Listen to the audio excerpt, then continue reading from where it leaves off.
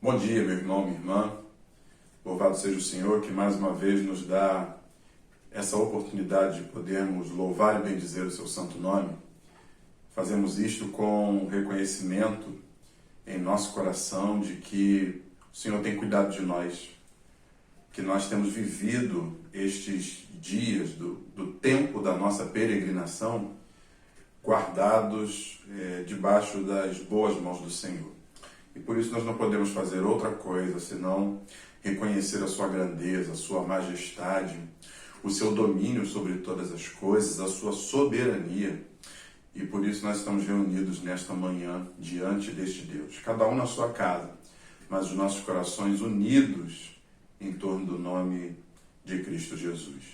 O livro de Atos dos Apóstolos, capítulo 2, dos versos 42 e 43, nos fala acerca de como vivia aquela primeira comunidade cristã, comunidade chamada de comunidade primitiva. O texto diz que eles perseveravam na doutrina dos apóstolos e na comunhão, no partir do pão e nas orações.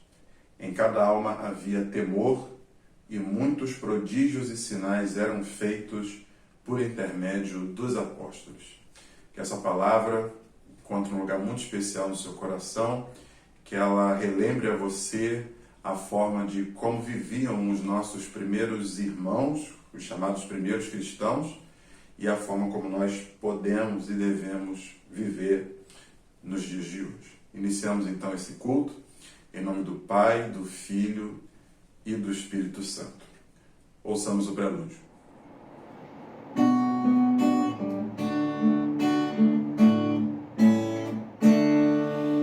Ó Rei sublime em majestade e glória, sobre as milícias do celeste além, ouve o louvor, os hinos de vitória, dos que de ti recebem todo o bem. Vinde, ó remidos, filhos de Deus, cantai louvores que alcancem os céus. Nos altos céus, louvor a Deus ressoam, de gratidão ao soberano amor. Os redimidos com fervor entoam o nome excelso do seu benfeitor. Vinde, ó remidos, filhos de Deus, cantai louvores que alcancem os céus.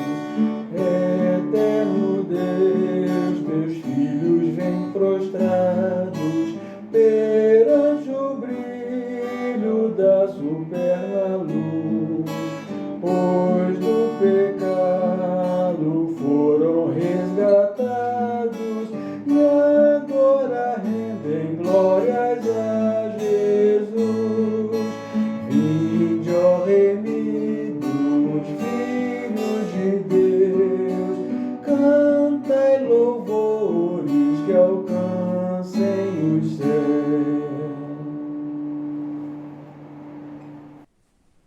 A palavra do Senhor em 1 Pedro, capítulo 1, versos 6 e 7, nos convocam a este tempo de contrição, a este tempo em que podemos nos derramar diante de Deus, confessando os nossos pecados e fazemos isto como fruto de um verdadeiro arrependimento. Diz assim a palavra de Deus: nisso exultais, embora no presente, por breve tempo, se necessário, sejais contristados por várias provações, para que, uma vez confirmado o valor da vossa fé, muito mais preciosa do que o ouro perecível, mesmo apurado por fogo, redunde em louvor, glória e honra na revelação de Jesus Cristo. Vivemos dias difíceis, por vezes em meio a estes tempos difíceis tropeçamos, seja por palavras, seja por atos, pensamentos. A nossa fé de vez em quando dá lugar à dúvida, mas o nosso Deus é misericordioso. Ele tem prazer em estar conosco, em caminhar conosco neste tempo da peregrinação. Ele tem prazer em nos perdoar. Portanto, oremos silenciosamente e confessemos os nossos pecados ao Senhor. Pausa o vídeo aí um pouquinho, faça a sua oração de contrição e logo após retorne e nós vamos orar juntos.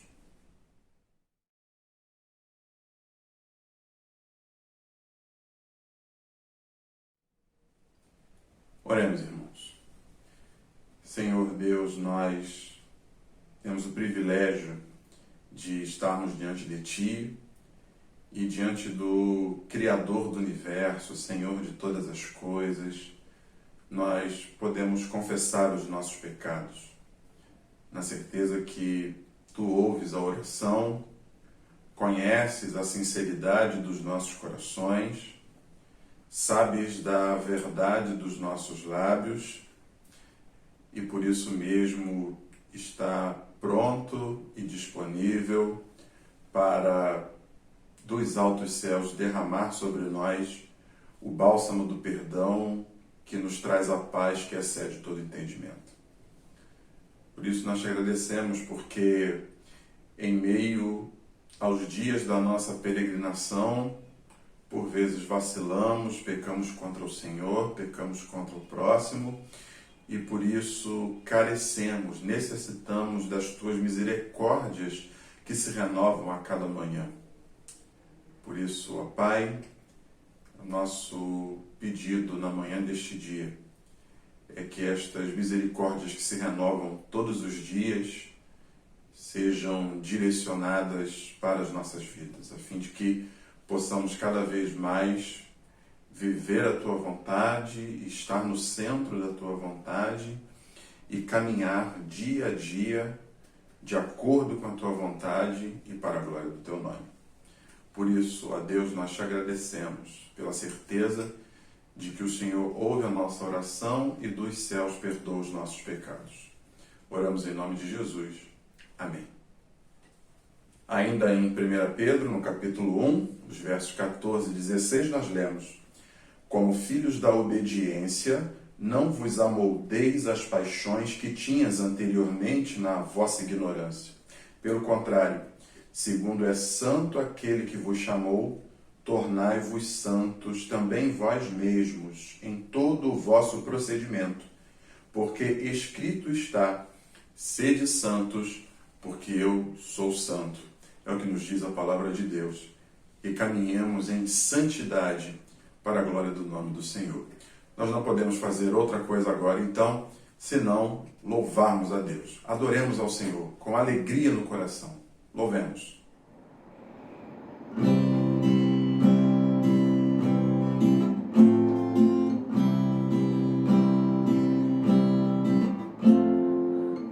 Tu que clama em meio ao deserto, prepara o caminho do meu Salvador.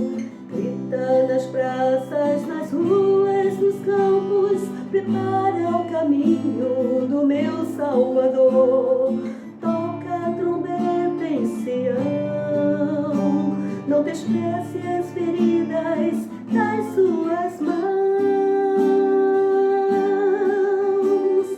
Este é o tempo de lançarmos a rede, pregar a palavra, viver o Evangelho. Este é o tempo de quebrantamento, a colheita chegou, a hora é chegada, o tempo é este, ele vem.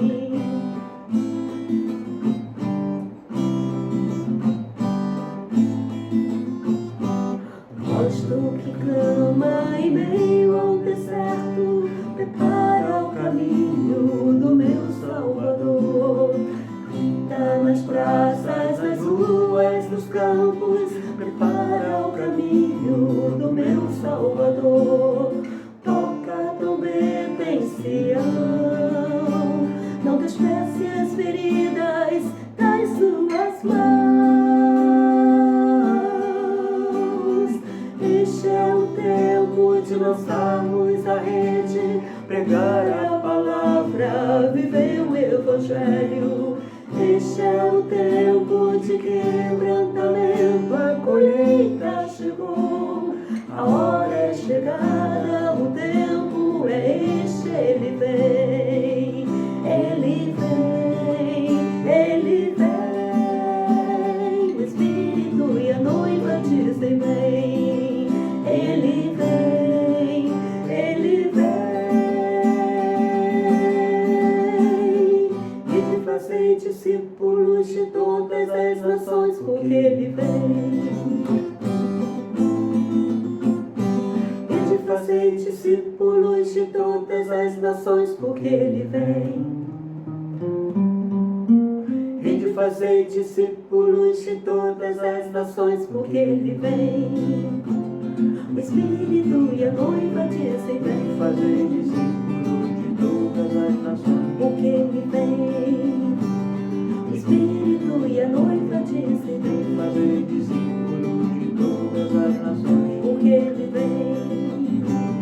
O Espírito e a noiva dizem vem.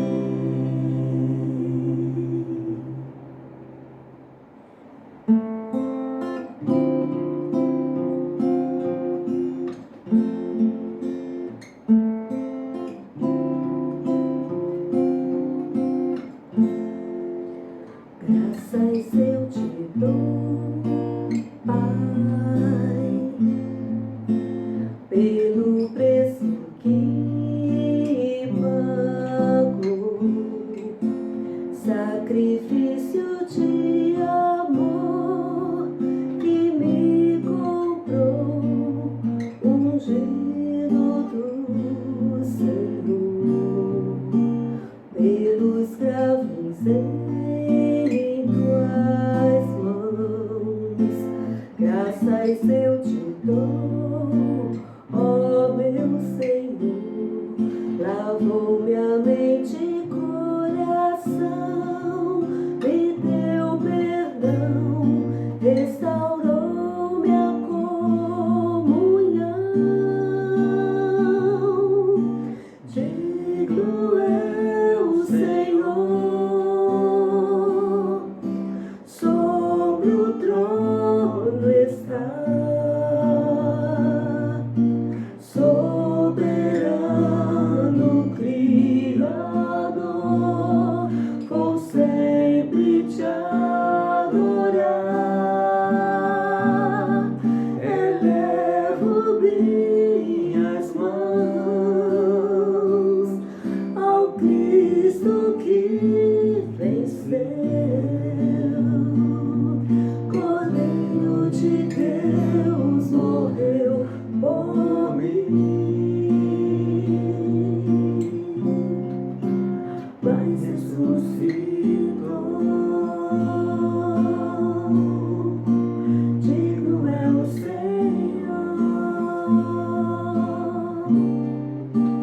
pelos cravos em tuas mãos. Graças eu te dou, ó meu Senhor, lavou minha mente e coração, me deu perdão, restaurou minha comunhão. Digno é o Senhor, sobre o trono está, soberano Criador, vou sempre te adorar. Elevo minhas mãos ao Cristo que venceu, Cordeiro de Deus morreu por mim, mas ressuscitou. Digno é o Senhor, mas ressuscitou.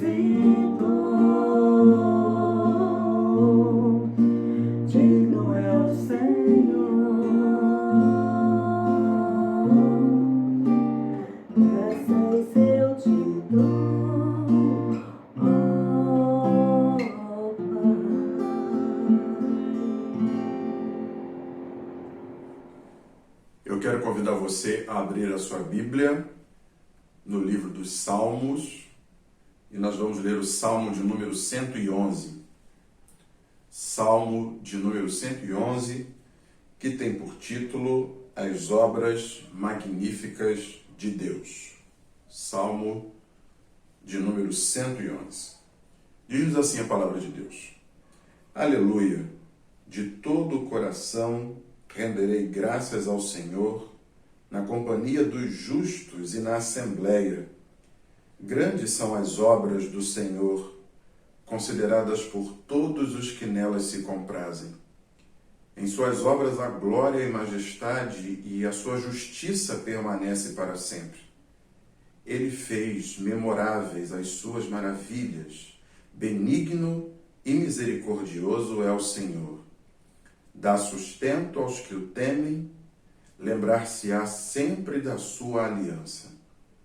Manifesta ao seu povo o poder das suas obras, dando-lhe a herança das nações.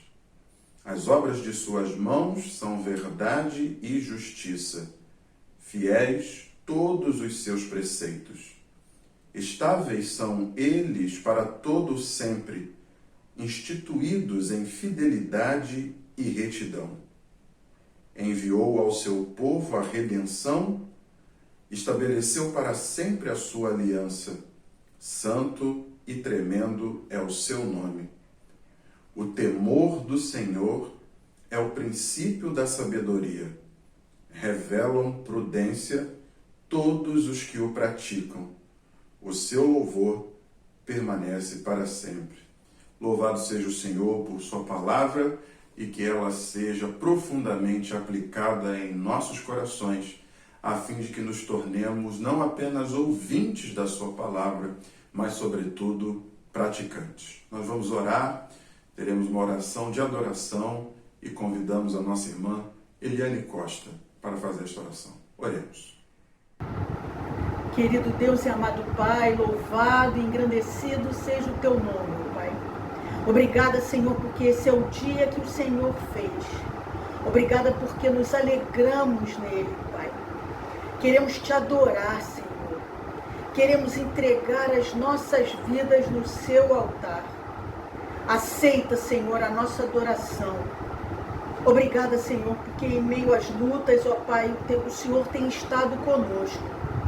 Obrigada porque mesmo com a impossibilidade de estar na tua casa, Senhor, nós nos fazemos casa, Senhor, de oração em nossos lares e podemos participar desse culto ainda que virtual, Pai.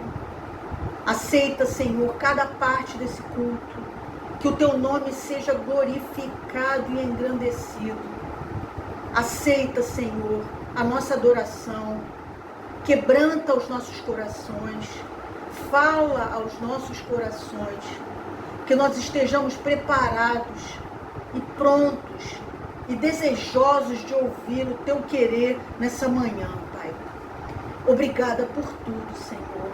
Que o teu nome seja sempre adorado na vida de cada um de nós. Obrigada em nome de Jesus. Aceita cada parte desse culto. Que o seu nome seja adorado também através da pregação da tua palavra. Nós te agradecemos. Em nome do Senhor Jesus. Amém.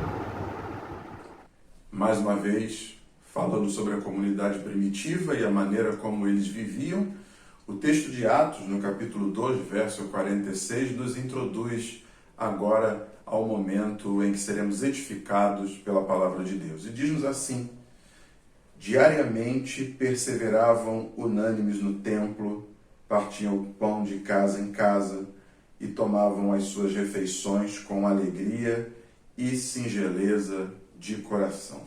Louvado seja o Senhor que agora tem preparado a nós este banquete espiritual, onde nós desfrutaremos da sua palavra, seremos alimentados dela. Teremos então uma participação musical e logo após nós vamos compartilhar a mensagem do Senhor na manhã deste dia.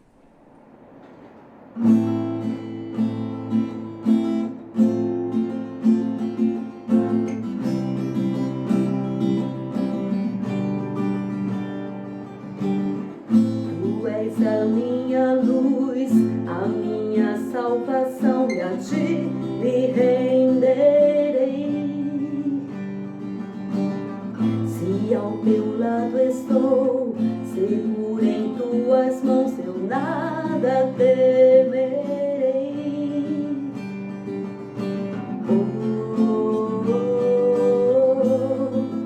Tu és santo, ó Senhor.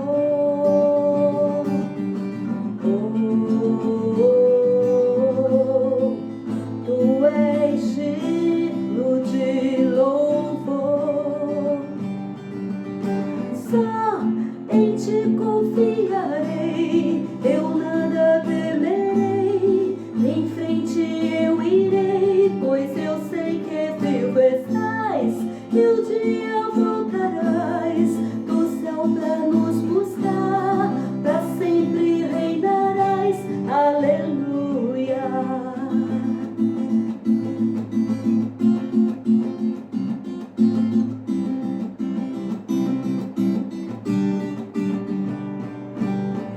Tu és a minha luz, a minha salvação, e a ti me renderei. Se ao teu lado estou, seguro em tuas mãos, eu nada temerei.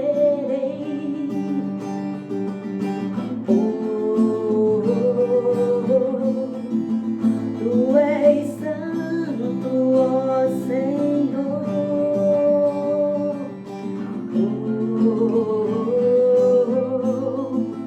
Tu és digno de louvor. Só em ti confiarei, eu nada temerei. Em frente eu irei, pois eu sei que vivo estás e o dia voltarás do céu pra nos buscar, pra sempre reinarás. Aleluia. Só em ti confiarei, eu nada temerei. Em frente eu irei, pois eu sei que vivo estás e um dia voltarás do céu pra nos buscar, pra sempre reinarás. Aleluia.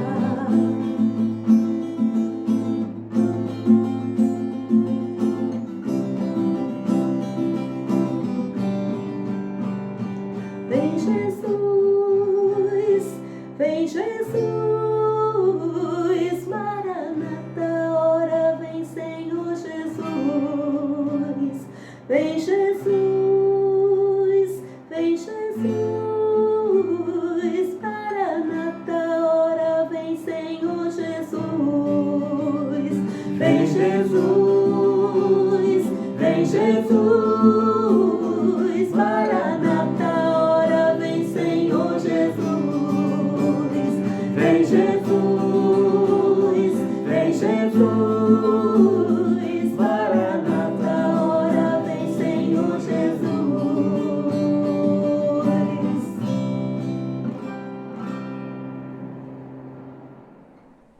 Vamos orar mais uma vez, irmãos.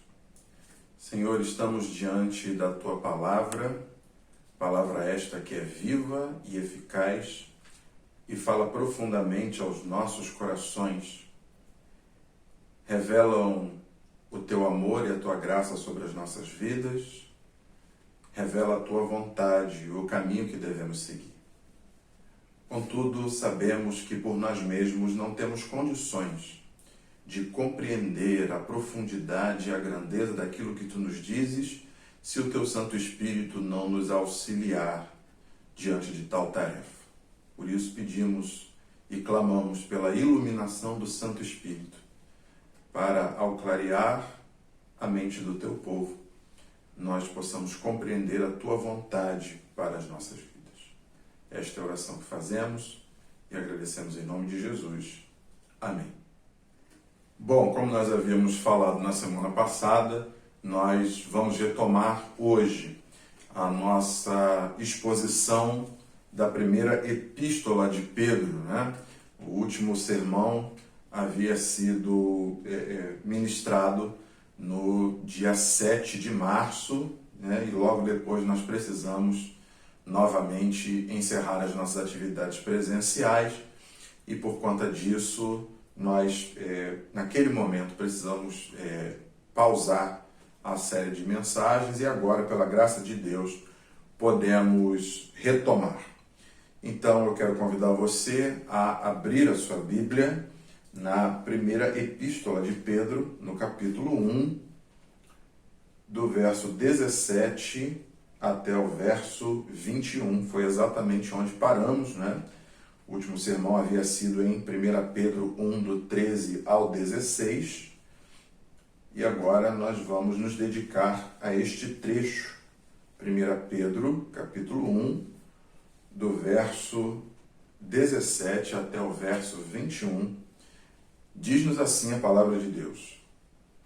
Ora, se invocais como Pai aquele que, sem acepção de pessoas, julga segundo as obras de cada um, portai-vos com temor durante o tempo da vossa peregrinação, sabendo que não foi mediante coisas corruptíveis, como prata ou ouro, que fostes resgatados do vosso fútil procedimento que vossos pais vos legaram, mas pelo precioso sangue, como de cordeiro sem defeito e sem mácula, o sangue de Cristo, conhecido com efeito antes da fundação do mundo, porém manifestado no fim dos tempos, por amor de vós, que por meio dele tendes fé em Deus, o qual o ressuscitou dentre os mortos e lhe deu glória, de sorte que a vossa fé e esperança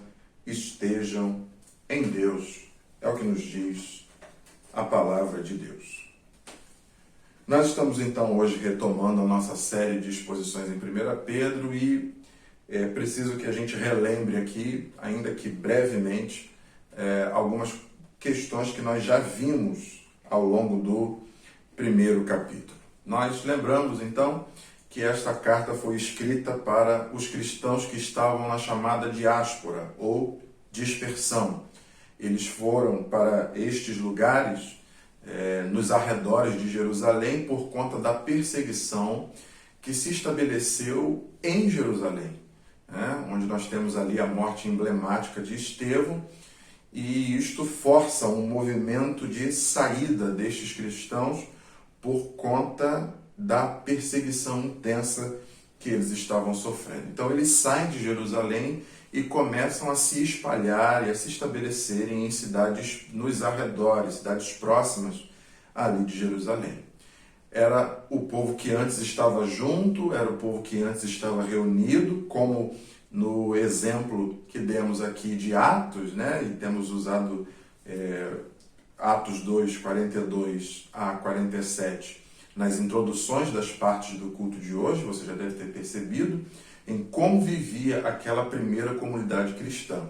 E isto é para fazer o contraste com a comunidade no momento em que Pedro escreve a sua epístola. Eles agora já não podem mais estar tão juntos assim, eles estão dispersos e espalhados pelos arredores de Jerusalém. Formam novos grupos, formam novos pequenos grupos, mas estes pequenos grupos são os grupos fragmentados daquela comunhão, conforme descrita lá em Atos. Então, Pedro resolve escrever para estes irmãos. Ele sabe que eles estão vivendo um tempo de aflição. Eles estão reunidos, mas estão reunidos às escondidas, porque se forem descobertos, certamente perderão as suas vidas. Então, Pedro resolve escrever esta carta para levar consolo ao coração destes cristãos, porque de uma hora para outra precisaram deixar a sua terra, a sua casa, a sua vida e se estabelecerem num novo lugar. Eles precisam de consolo, mas ao mesmo tempo eles precisam também de direcionamento. Como vão viver agora diante desta nova realidade? E Pedro entende que a melhor maneira de levar consolo e, ao mesmo tempo, oferecer direcionamento para estes irmãos, ele entende que a melhor maneira de fazer isto é voltando para a base da fé. reafirmando as bases da fé. Portanto, aquilo que Pedro escreve para estes irmãos que estão na diáspora não se trata de inovação. Pedro não está inovando em nada, não está inventando nada, mas ele está reafirmando a sua fé. E é por isso que nos primeiros versículos Pedro se detém a falar sobre a obra da salvação e como isso revela o poder de Deus, como isso revela a ação da Santíssima Trindade, como este presente precioso que é a salvação chega até nós e já aqui, já agora, gera uma alegria enorme no nosso coração, mas nos encaminha para vivermos um dia em que teremos a chamada alegria indizível, conforme Pedro descreve em sua carta.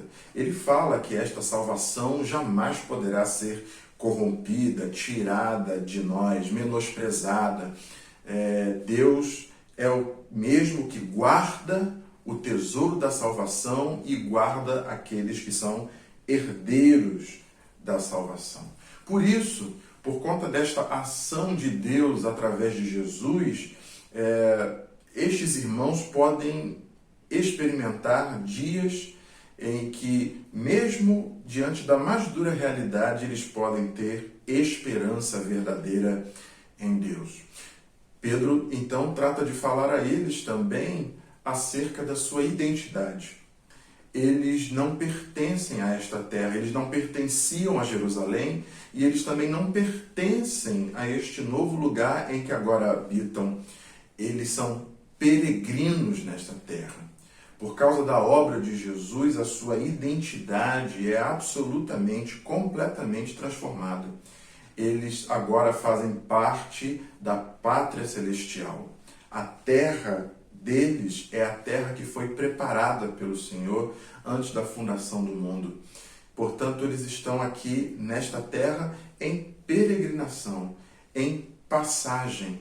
Isto aqui não é o fim, isto aqui é só o tempo da nossa peregrinação.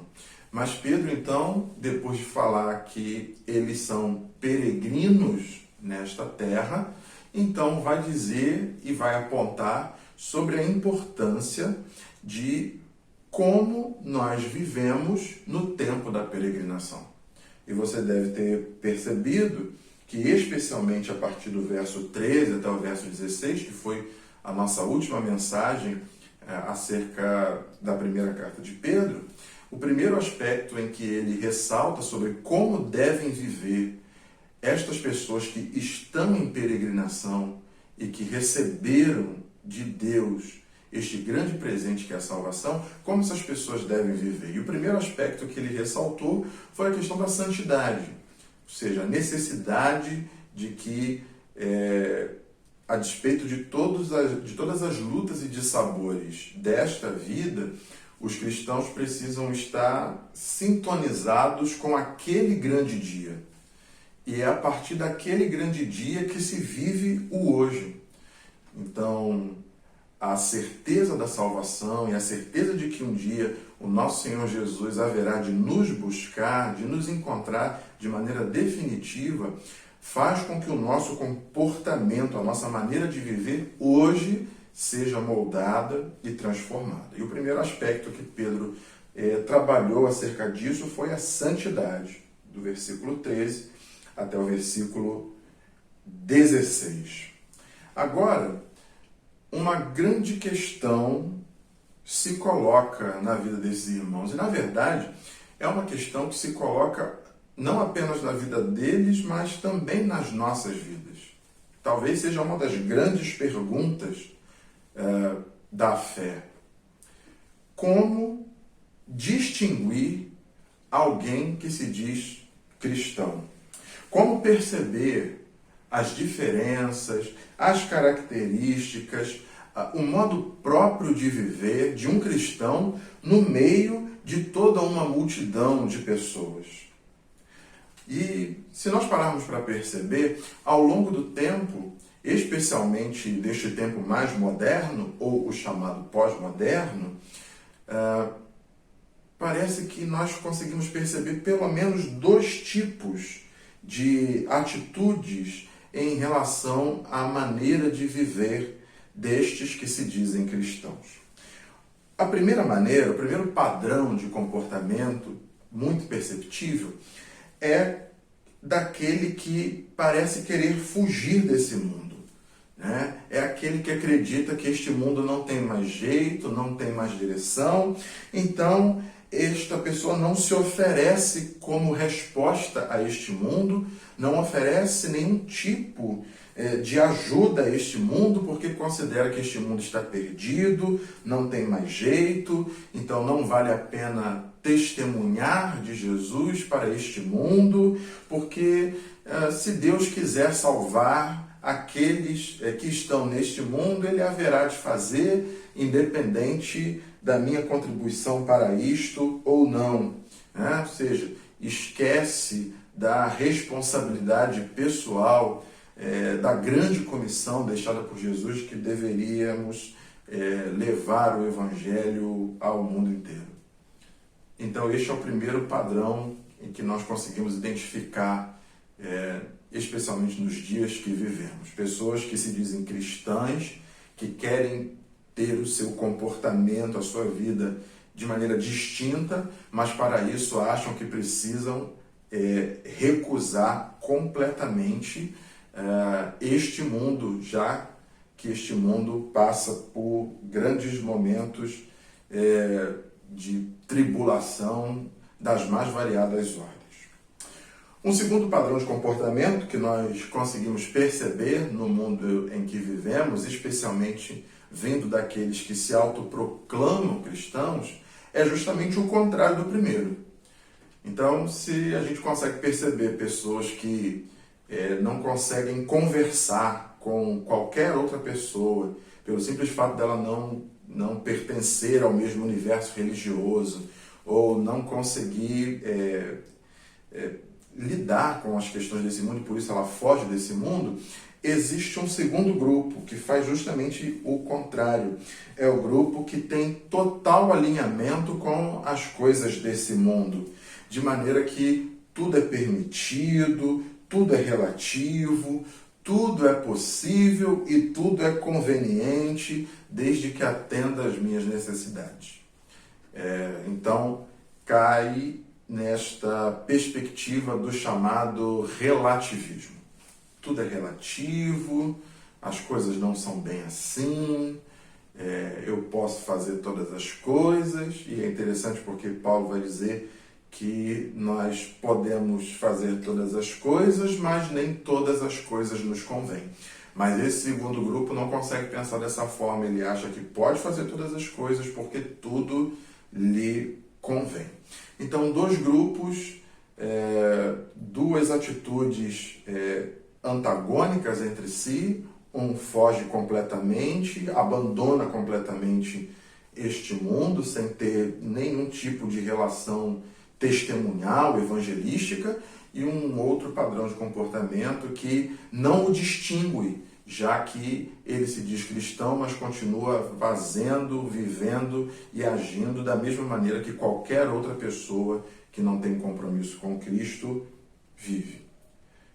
Como a Bíblia fala para nós que devemos viver, já que naturalmente percebemos que ela não referenda nenhum padrão e nem outro, como estes que acabamos de citar.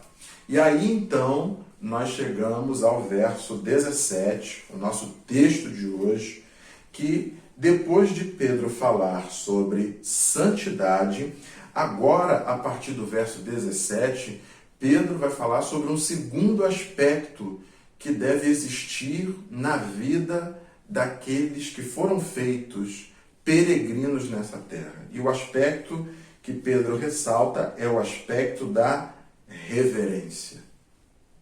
O tempo da peregrinação deve ser um tempo onde se vive a partir da perspectiva da reverência.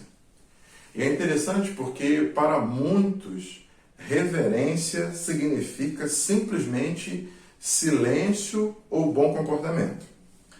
Mas reverência vai muito além disso. E se nós pararmos para pensar, nós conseguimos perceber que há quem fique em silêncio, há quem se comporte moralmente bem, mas ainda assim age desta maneira muito mais por medo das consequências do que efetivamente por conta da compreensão de que se deve ter reverência. É mais ou menos como aquela imagem da criança que quando o professor ou o pai está olhando para ela, ela está ali quietinha, comportada, mas quando o professor ou o pai ou um responsável vira as costas, aí ela começa a aprontar, faz careta, enfim. E aí quando o pai ou o responsável olha novamente, ela volta a se comportar bem e espera novamente a oportunidade dele virar as costas para ela poder fazer as suas traquinagens. A ideia é mais ou menos esta. Há quem pense que reverência é isto, mas isto não é reverência. Isso não revela o comportamento de alguém que compreende o ser reverenciado. Né? Isto é muito mais uma ação por medo. E reverência é uma questão que vai para muito além do medo. E talvez a melhor palavra que nós consigamos transliterar para falar sobre reverência, talvez seja a palavra respeito. Reverência é respeito. O Deus Todo-Poderoso, Criador do Universo, Senhor de todas as coisas, Rei das Nações, é um Deus que quer ser reverenciado, quer ser temido, mas não na perspectiva do medo, mas na perspectiva do respeito. E nós compreendemos muito bem que respeito é outra palavra que vem acompanhada de amor. Só se tem reverência de verdade diante daquele que é alvo do nosso amor. E é por isso que o verso 17 que nós lemos do texto começa a fala de Pedro aos crentes de que eles recorrem a Deus Pai, que sem acepção de pessoas julga segundo as obras de cada um, mas ao mesmo tempo estes irmãos que recorrem a Deus Pai precisam compreender o papel deste Deus Pai na história das suas vidas. Ou seja, eles têm o privilégio, por um lado, de que podem chamar a Deus de Pai, alguém que é próximo. Mas, ao mesmo tempo, este Pai, conforme o texto que lemos, também é um juiz justo, que julga a todos sem nenhum tipo de tendência ou preferência, mas julga a todos segundo o seu santo e perfeito conselho. Deus não pode ser comprado, não pode ser ludibriado, não pode ser enganado. Deus não aceita suborno. Deus não aceita desculpas que não são verdadeiras e suficientes diante das falhas que todos nós cometemos. Então, se ao mesmo tempo eles têm o privilégio, como diz o verso 17, de invocar a Deus como Pai, também precisam se lembrar que estão falando diante de um justo juiz que julga a todos sem acepção de pessoas. Deus não tem os seus preferidos. Mas então, já que eles estão em peregrinação e precisam se comportar com temor, não com medo, mas com temor, aquele respeito de quem ama, precisam encontrar então a razão para se comportarem desse jeito. Por que eles precisam se comportar com temor durante o tempo da peregrinação? Porque Pedro está falando, eles vão ouvir esta ordem e vão segui-la cegamente somente porque foi Pedro quem disse? Bom, Pedro não abroga para si este tipo de autoridade. E por isso, nos versos seguintes, Pedro vai trazer pelo menos 3 motivos pelos quais ele considera serem importantes e relevantes para a vida daqueles irmãos, a fim de que eles tenham compreensão do que isto significa e isto será então a base do seu temor. Por que se deve temer a Deus? Por que se deve viver este tempo da peregrinação, suportando aflições, suportando perseguições, enfrentando dias difíceis? Mas por que este tempo da peregrinação deve ser vivido na perspectiva do temor do Senhor? Pedro então vai dar as 3 razões conforme descritas no nosso texto. Estas razões são razões doutrinárias, todas elas absolutamente doutrinárias. E nós queremos falar um pouquinho sobre isso. A primeira razão que Pedro fala acerca do temor a Deus, ele vai dizer que nós devemos temer a Deus primeiramente por causa da obra de redenção. Veja o que está escrito no verso 18 e 19. Sabendo que não foi mediante coisas corruptíveis, como prata ou ouro, que fostes resgatados do vosso fútil procedimento que vossos pais vos legaram, mas pelo precioso sangue, como de cordeiro, sem defeito e sem mácula, o sangue de Cristo. Por que devemos temer a Deus? Primeiramente, por causa da obra da redenção. Deus, através de Jesus Cristo, resolveu nos resgatar.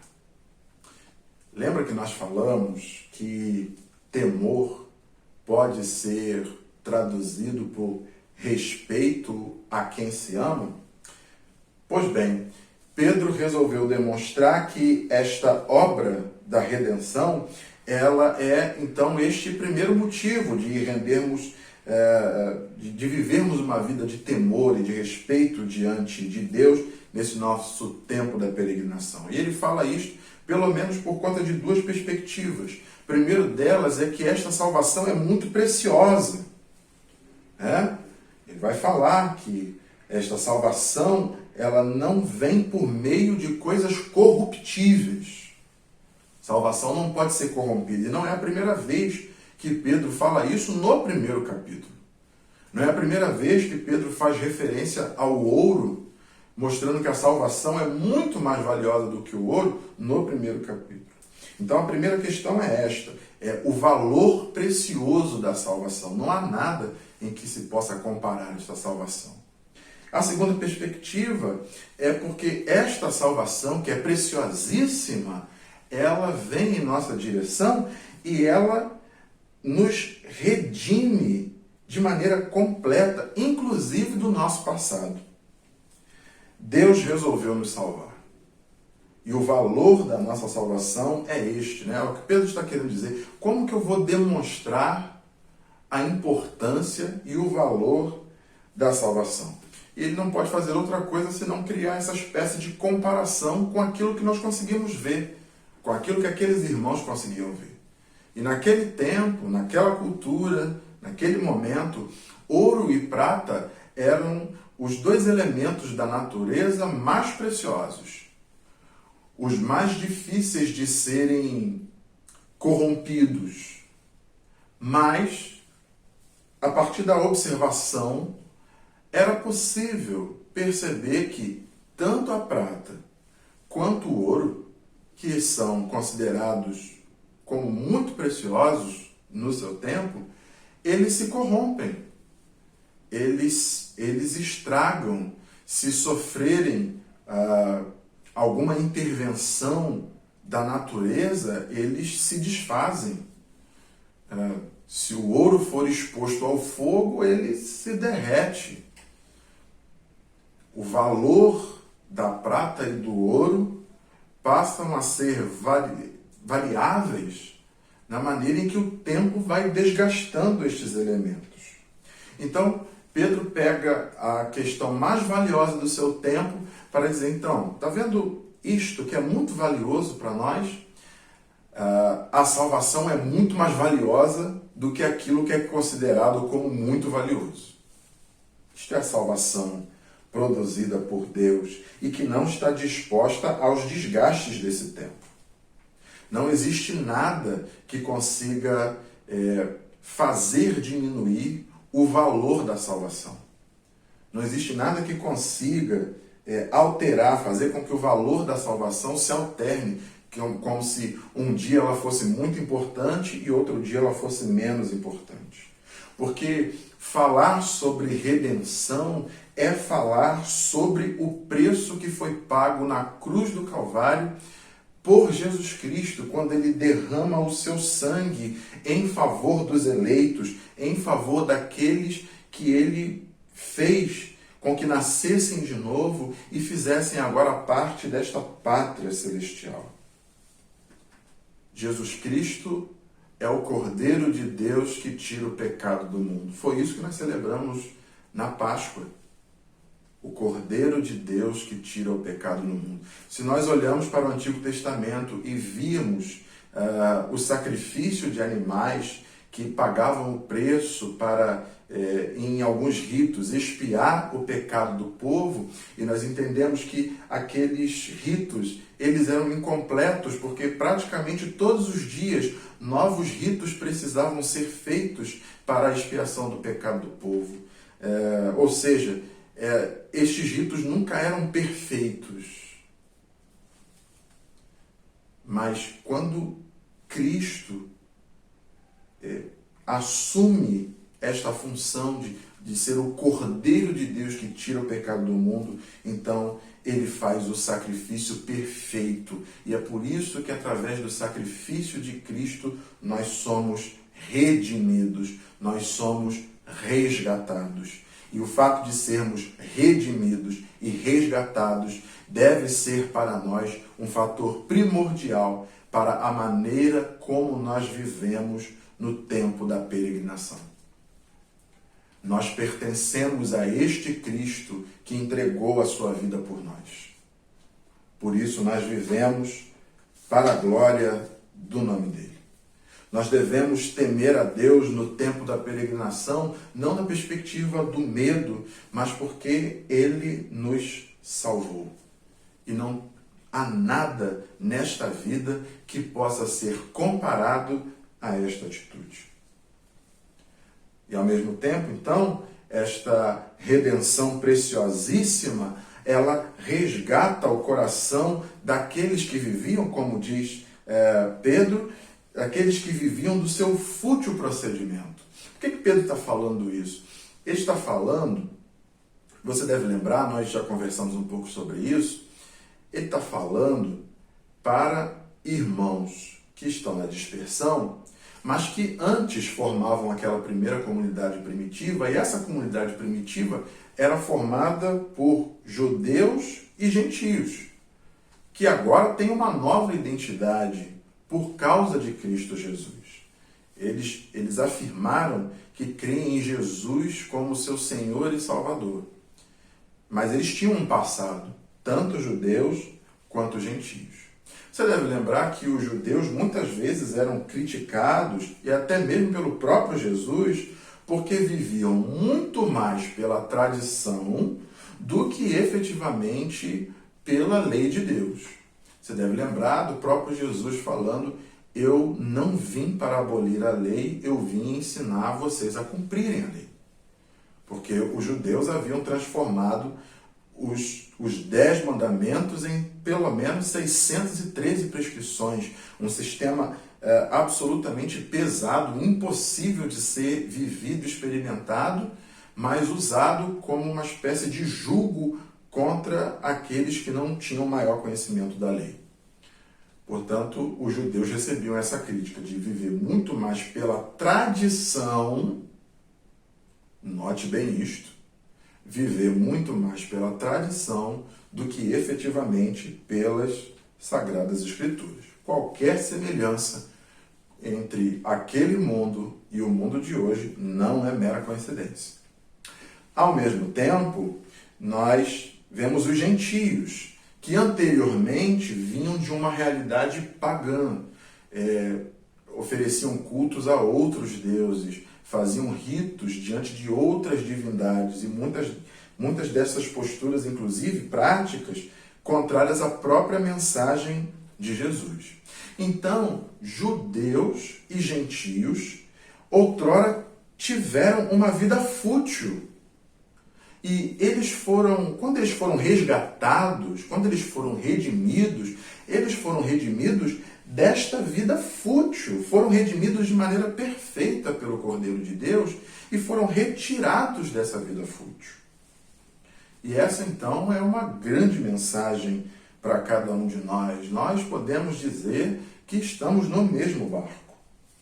Nós somos salvos e a salvação produzida por Deus através de Jesus, que alcança o coração dos seus eleitos, é a salvação que nos tira de uma vida sem sentido, que nos tira de uma vida fútil, uma vida que não considera o Criador, uma vida que parece viver apenas para buscar, através dos seus próprios meios, aquilo que se define como felicidade. Felicidade é ter, e quando a nossa felicidade é colocada naquilo que temos e percebemos que aquilo que temos é perecível, se corrói, se destrói, então os nossos corações se abatem. Mas Deus em Cristo Jesus resolveu nos salvar. Ele é o nosso Redentor perfeito, cuja obra de salvação não pode ser comparada com absolutamente nenhuma outra realidade deste mundo, porque esta salvação é produzida na eternidade e nos encaminha para a eternidade. Então aqui ficou este primeiro motivo que Pedro apresenta para o qual nós devemos temer a Deus, porque Ele nos redimiu, Ele nos resgatou, nos livrou de uma vida fútil, nos livrou de viver uma vida sem sentido, nos tirou do império das trevas e nos transportou para o reino do seu maravilhoso amor. Mas não apenas isto, Pedro vai apresentar agora, então, o segundo motivo pelo qual nós devemos viver esse tempo da peregrinação em temor a Deus. Ele vai dizer, no verso 20, que nós devemos temer a Deus porque Deus resolveu se revelar através de Jesus. Veja o verso 20, ele diz, continuando a sequência do texto, falando acerca do sangue de Cristo, ele diz: conhecido com efeito antes da fundação do mundo, porém manifestado no fim dos tempos por amor de vós. Então nós devemos temer a Deus por causa da obra da redenção, mas nós também devemos temer a Deus, viver este respeito amoroso que se manifesta na maneira como vivemos, como nos comportamos, como vivemos, como encaramos este mundo, porque Deus resolveu se revelar. E Ele se revelou através de Jesus. Esta salvação, conforme ele diz, ela foi produzida na eternidade. Pedro vai dizer que ela foi conhecida com efeito antes da fundação do mundo. E este antes da fundação do mundo, Pedro está querendo tão somente marcar o tempo histórico. Então ele está dizendo que o início de tudo tem a ver com a criação do mundo. Ora, ele está dizendo que esta obra de salvação, como vimos anteriormente, ela foi preparada antes da fundação do mundo. Jesus Cristo foi destinado, veja a profundidade acerca do que Pedro está dizendo. Ele está dizendo que antes da história, tal como a conhecemos, antes dessa história começar, Deus já havia destinado Jesus para nos redimir. Ele já havia preparado, direcionado, predestinado Jesus para ser o nosso Redentor, o nosso resgatador. Mas ele simplesmente não preparou a salvação antes da fundação do mundo, mas ele também fez com que Jesus viesse no tempo certo.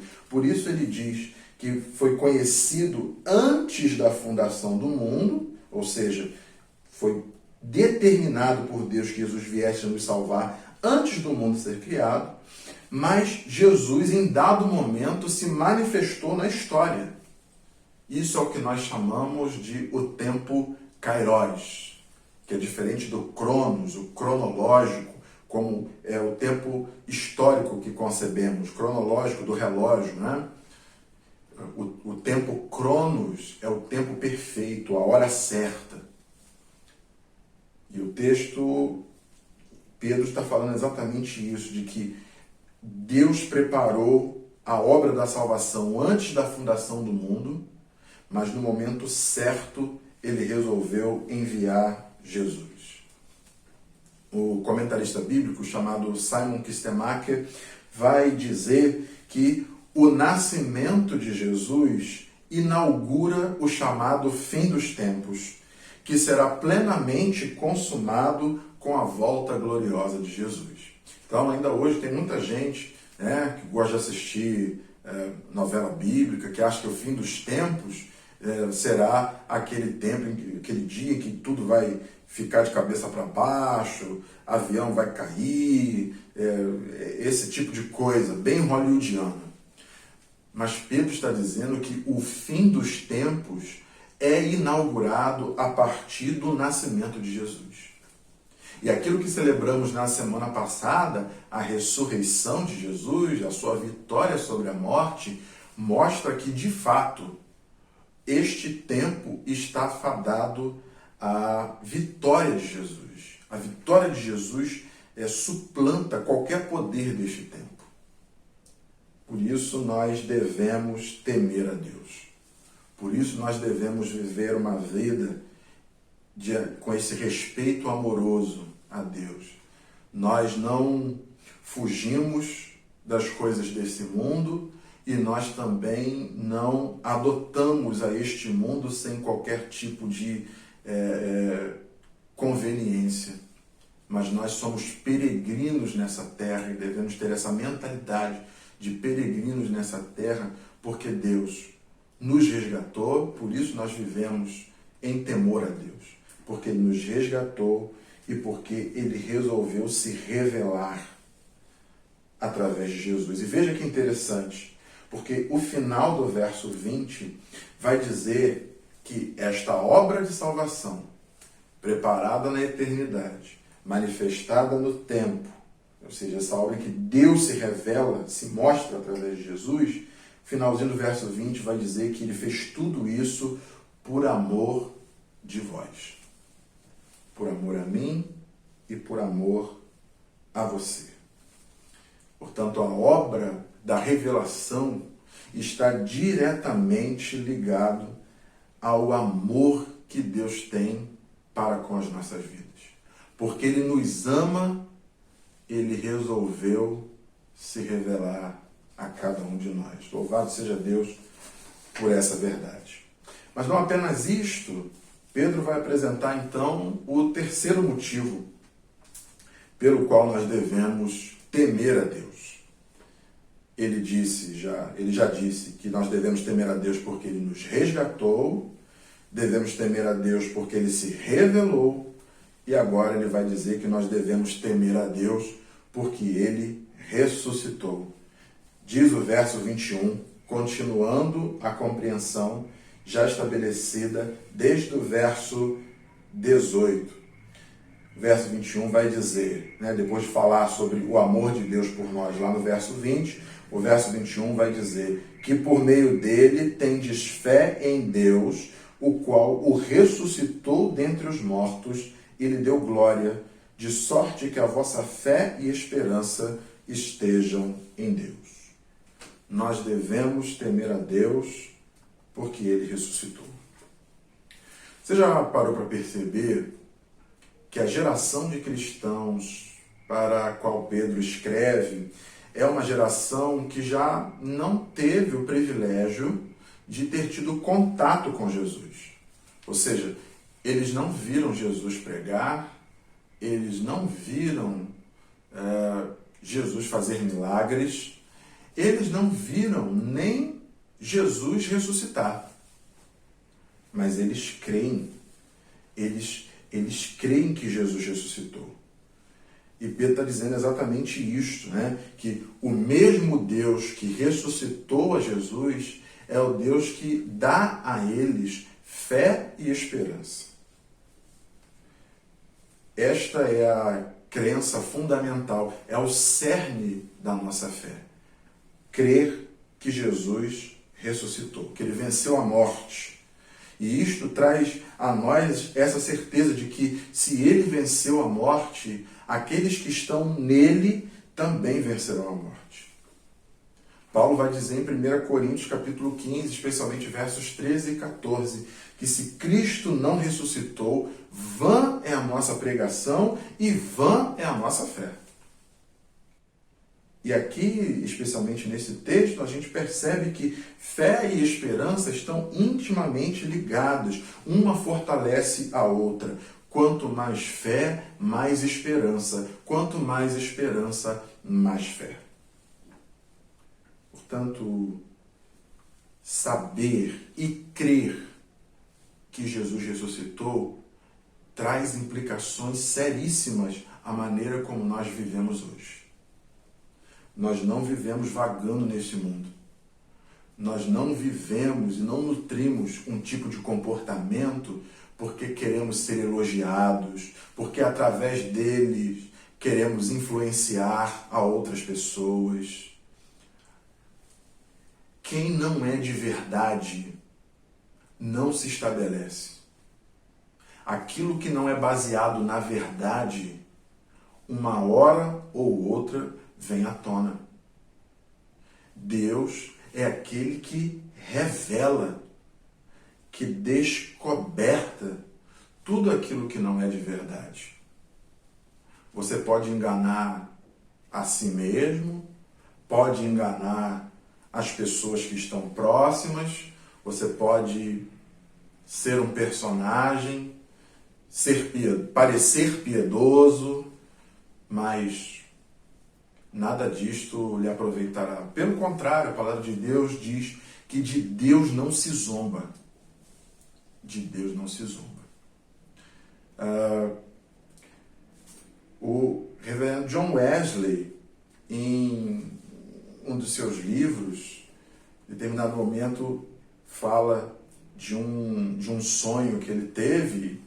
Alguns dizem que essa história ela foi contada por John Wesley num dos seus seminários, e ele dizia que ele sonhou que uma vez ele havia perguntado para Deus se no inferno existiam metodistas, presbiterianos, católicos e tudo mais, e Deus havia respondido que sim. Sim, haviam pessoas que haviam frequentado as mais variadas denominações, mas que não faziam parte desse povo eleito de Deus.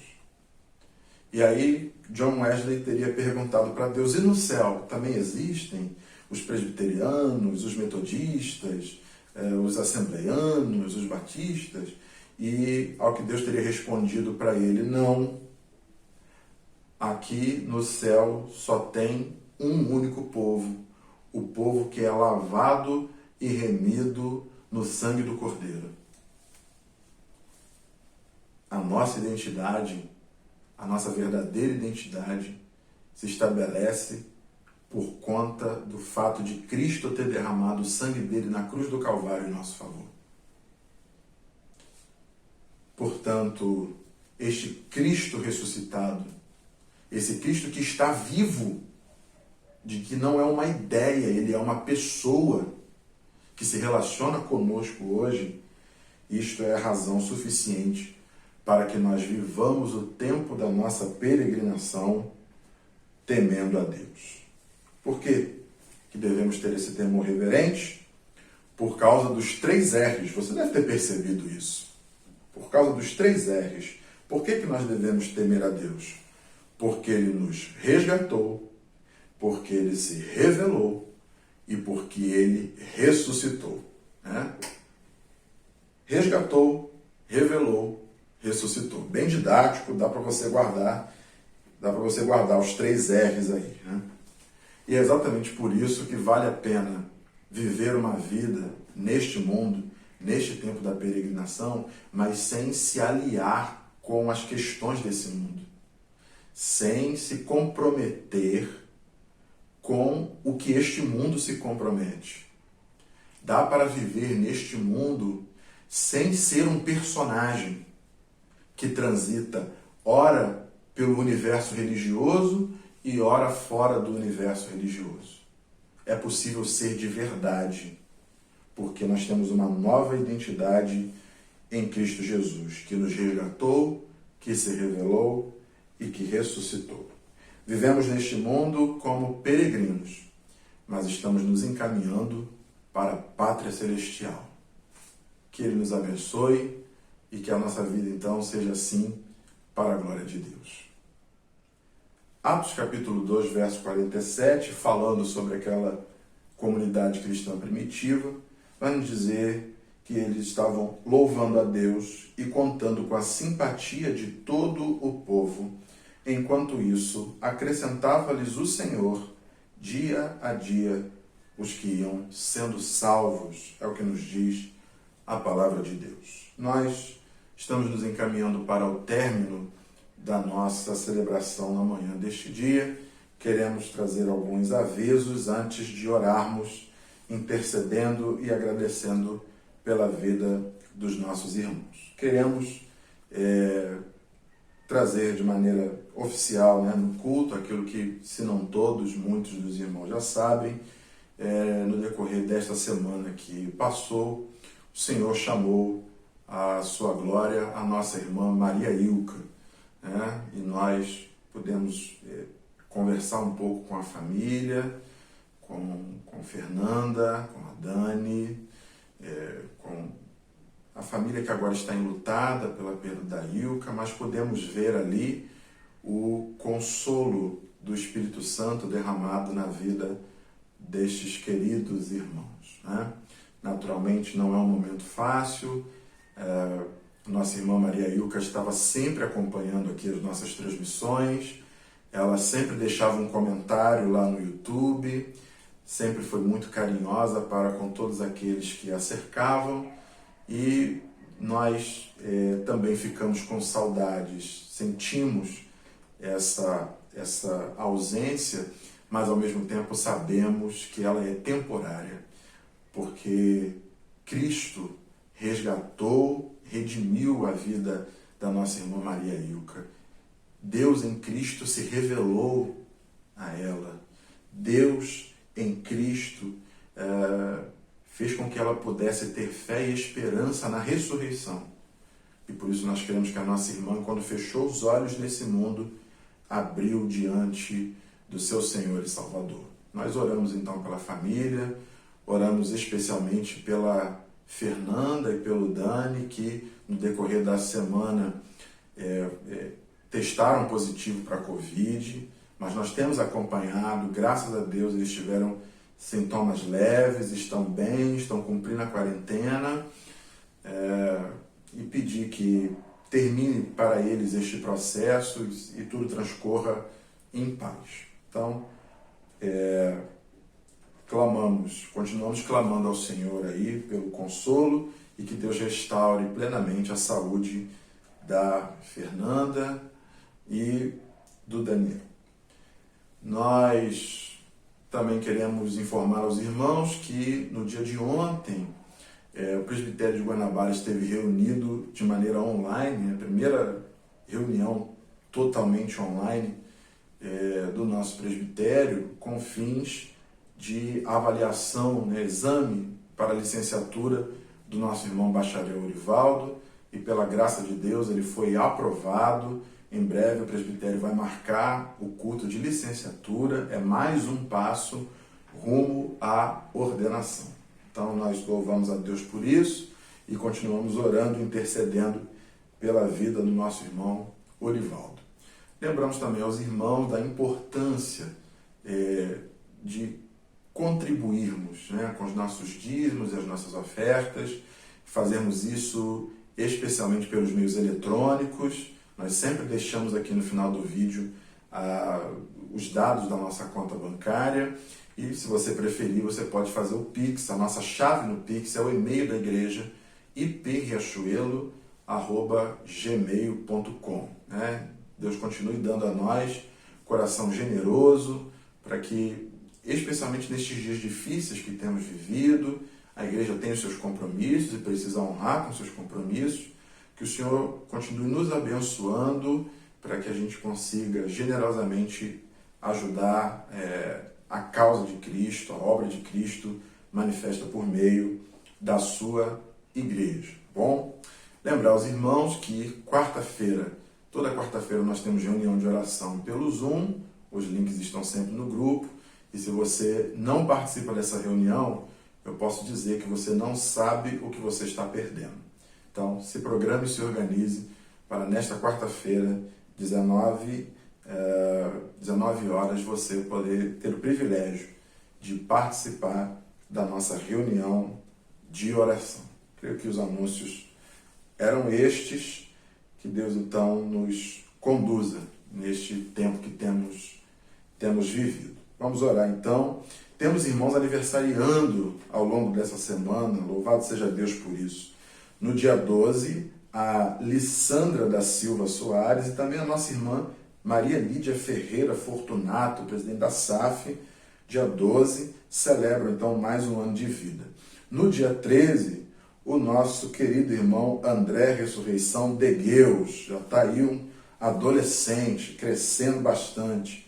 No dia 14, temos aniversário triplo, o nosso irmão diácono Rodrigo da Silva Lopes, que acaba de ser papai, está babando bastante lá a Helena, o nosso irmão Antônio Carlos de Faria Macedo e também o nosso irmão diácono Eurivan Ribeiro da Cruz. Esses irmãos, no dia 14, celebram mais um ano de vida. Estes são os aniversariantes da semana. Então nós vamos mais uma vez orar, pedindo a Deus, intercedendo pelos enlutados, por aqueles que estão sofrendo agora de alguma enfermidade, e também vamos agradecer a Deus pelas bênçãos recebidas. Convidamos a nossa irmã Késia Gomes para fazer essa oração. Oremos. Senhor Jesus, nós te agradecemos, ó Deus, porque Tu és tão bom para conosco. O Senhor tem cuidado de nós dia após dia. É um milagre, Senhor, estarmos nos sentindo bem, tendo a oportunidade de Te cultuar mais um domingo, ó Deus. Louvado seja o Teu santo e precioso nome. Obrigado, Pai. Obrigado pela vida dos aniversariantes dessa semana. Obrigado porque o Senhor tem cuidado dos nossos irmãos. Tem enchido a vida deles de saúde. Tem renovado eles em meio a tanto sofrimento, Senhor. Obrigado, Pai, pelo dom da vida, porque o Senhor tem concedido a eles mais um ano de vida, Senhor. Agradecemos a Ti, louvamos a Ti por a vida deles, Senhor. E Te pedimos, Pai, Te pedimos por aqueles que sofrem, Senhor, pelos nossos irmãos que choram agora a perda de um ente querido. Choram, Senhor, por estar afastados de seus entes queridos porque eles estão com Covid nos hospitais. Ó Deus, tem misericórdia, Senhor. Tem misericórdia dos nossos irmãos que trabalham na linha de frente. Tem misericórdia, Senhor, porque os nossos irmãos têm sofrido tanto, Pai. Muitas vezes, Senhor, distantes, nós acabamos nos tornando insensíveis com a dor e o sofrimento dos outros, Senhor, dos nossos irmãos. Mas ajuda-nos, Senhor. Ajuda-nos a chorarmos com os que choram e a nos alegrarmos com os que se alegram. Por isso te pedimos, Senhor, te pedimos pela vida dos nossos irmãos que agora estão passando por esse momento tão difícil. Espírito Santo, consola, Senhor, os corações, que a certeza da ressurreição, que a esperança da ressurreição, Pai, traga conforto e alívio aos corações, Senhor. Porque temos a certeza, Pai, que o Senhor está conosco agora. O Senhor está conosco no sofrimento. O Senhor está conosco na alegria. Por isso agradecemos, Senhor. Agradecemos, Pai, porque independente das circunstâncias, o Senhor se faz presente aqui.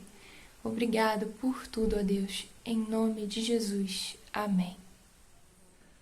Antes de terminarmos o nosso culto nessa manhã, não poderíamos fazer isto sem mais uma vez recorrermos à palavra de Deus. O livro dos Provérbios, capítulo 15, verso 16, nos diz assim: melhor é o pouco, havendo o temor do Senhor, do que grande tesouro, onde há inquietação. Vou repetir.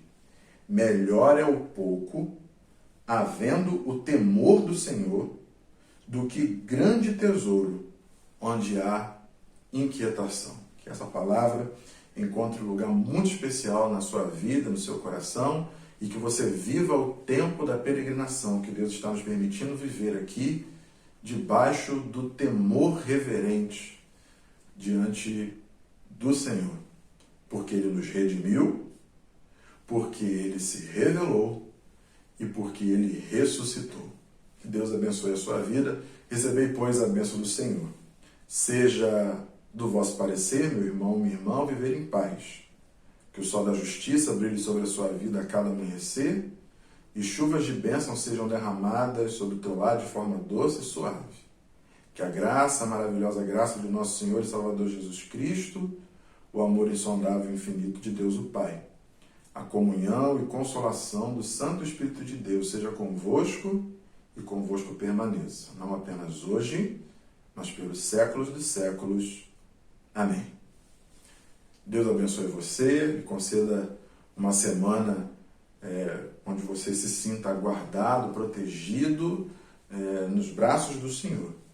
E que em breve nós possamos nos encontrar novamente. Ouça o pós-lúdio e assim nós encerramos a nossa celebração na manhã deste dia. Deus te abençoe.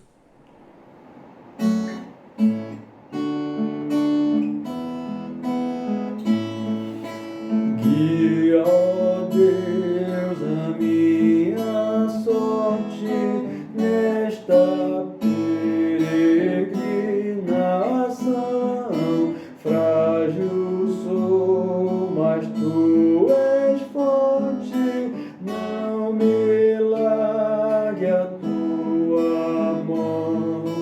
Quando em meio de inimigos ando cheio de temor, ou por entre mil perigos, vem guiar-me, Salvador.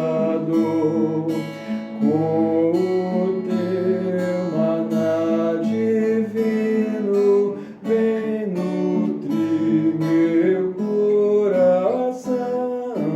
Guia em nuvem meu destino, nesta imensa solidão.